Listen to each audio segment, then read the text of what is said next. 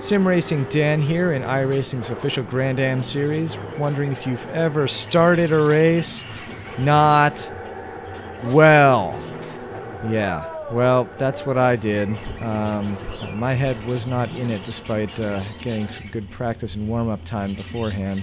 I was pushing pretty hard and it was too much. So that all happened in like the first lap or two or something. I decided to relax a little bit and just play catch-up for the rest of the race. I started in 12th, and now here I am in 17th.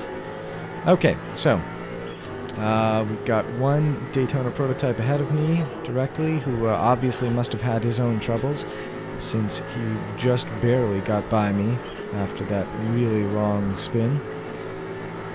And now I have to reel him in and catch up and pass. Gained a lot of time on that turn, so it looks like this shouldn't be too much trouble.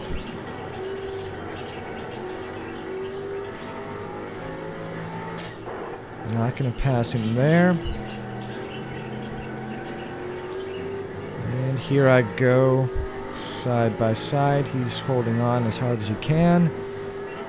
Doesn't want to let me by, but I think he must have eventually decided to, because I slipped by pretty easily right there.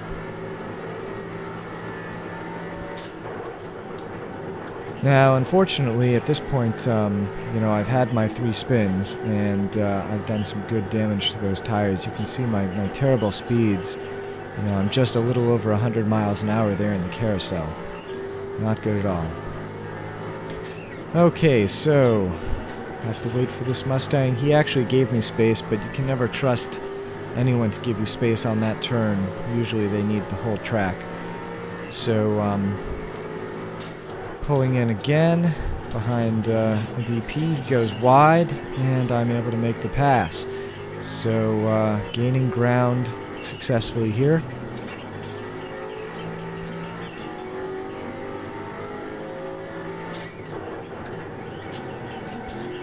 And then I work it for several more laps, finally catching up with Ryan here.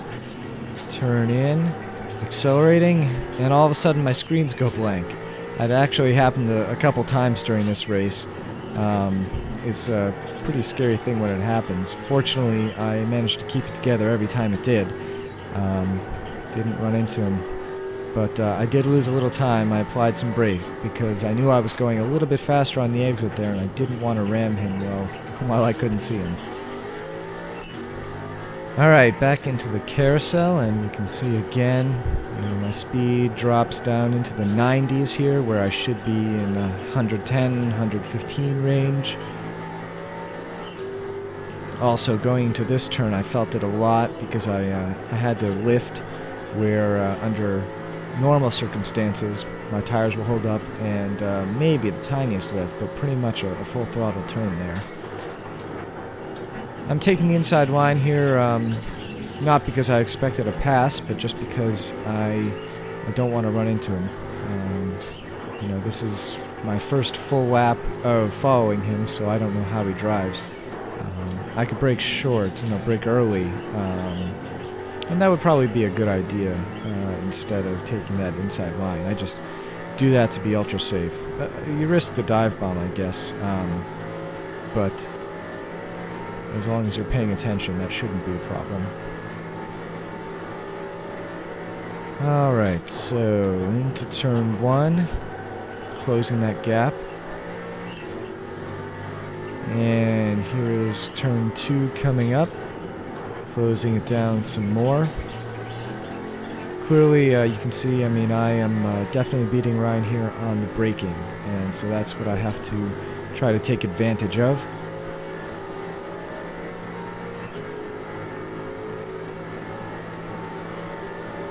Not going to happen on the straight, not going to happen on this turn. But this is just one of those, be patient and the opportunity will present itself. You know, you really can't pass under braking under that bridge very easily.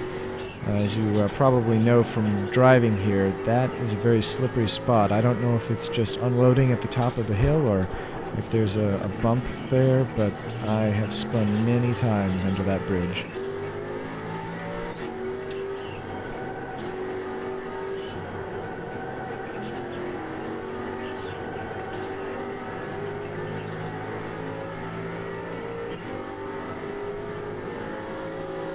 He's getting away from me here now, which is a little disheartening, because up here, you know, I'm missing a good opportunity.